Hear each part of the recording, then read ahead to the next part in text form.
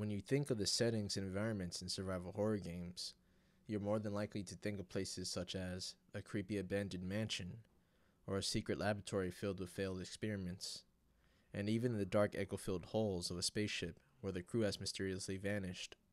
But it is very rare for us to experience the psychological and unknown horrors in the trenches of a battlefield, and that is where Ad Infinitum differs from all the traditional survival horror games of the past. Ad Infinitum can definitely be considered one of the great hidden gems for the current generation of consoles, but that does not mean it doesn't keep up with hard-hitting survival horror titles such as Dead Space or Resident Evil. On the contrary, Ad Infinitum can definitely give these other titles a run for their money, and the best place to start to justify such a strong statement is with the setting. The game takes place on the battlefield during World War I. This time around, you take on the role of a German soldier, a huge change to what we're usually used to. But the different perspective makes for an interesting twist of events and interactions.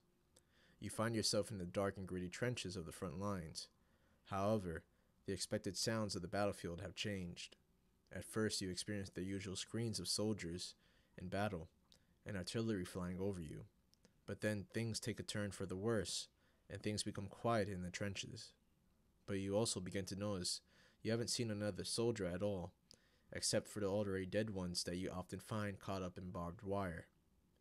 This is not as disturbing as the empty bunkers you find as well, filled with bloody cots and letters from your now safe to assume fallen comrades. This alone is enough to put the player in a state of fear and despair. Even though this is a different take on the setting, there is still of course a mysterious mansion that you investigate when the main character blacks out during high stress inducing events. Throughout this mansion you will find doors that creak when opened, old record players that turn on by themselves, and of course a huge living room with a fireplace and animal head trophies hanging on the wall to give you the all-around horror experience. Gameplay is just as intense as the environment surrounding you, and at many times had me holding my breath. Experiencing everything in first-person view really keeps you on the edge of your seat. The enemies you have to worry about are not the Allied forces, but rather a variety of terrifying monsters that you encounter in the trenches that will stalk you. Not only are the designs of these enemies horrifying, but the way they sound is as well. This forces you to use your eyes and ears when playing, as you will have to base your actions off of whether you hear an enemy stomping near you, or if you hear their breath over yours, or if you see their disconfigured bodies traveling through fog-filled areas.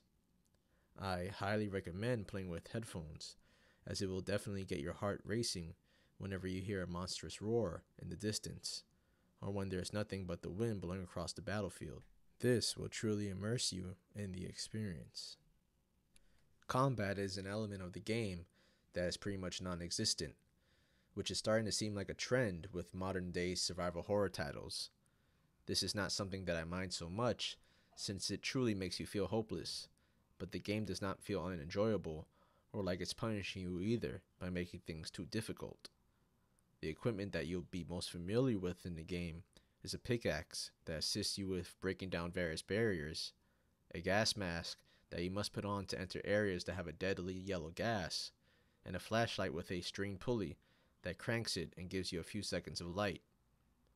With this bare minimum of equipment, you must use your wits to evade enemies by hiding in dugouts found throughout the trenches, and solving puzzles to defeat bosses, which usually awards you with some type of trophy that you need to progress to the next chapter, whether it be a key or something more sinister like the severed head of a monster.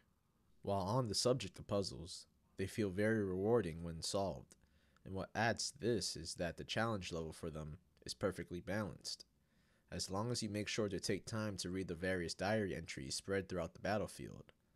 Also, the necessity to backtrack is at a minimum, which I loved since it can become very repetitive and exhausting to have to backtrack through multiple areas to solve a puzzle, so this was a plus.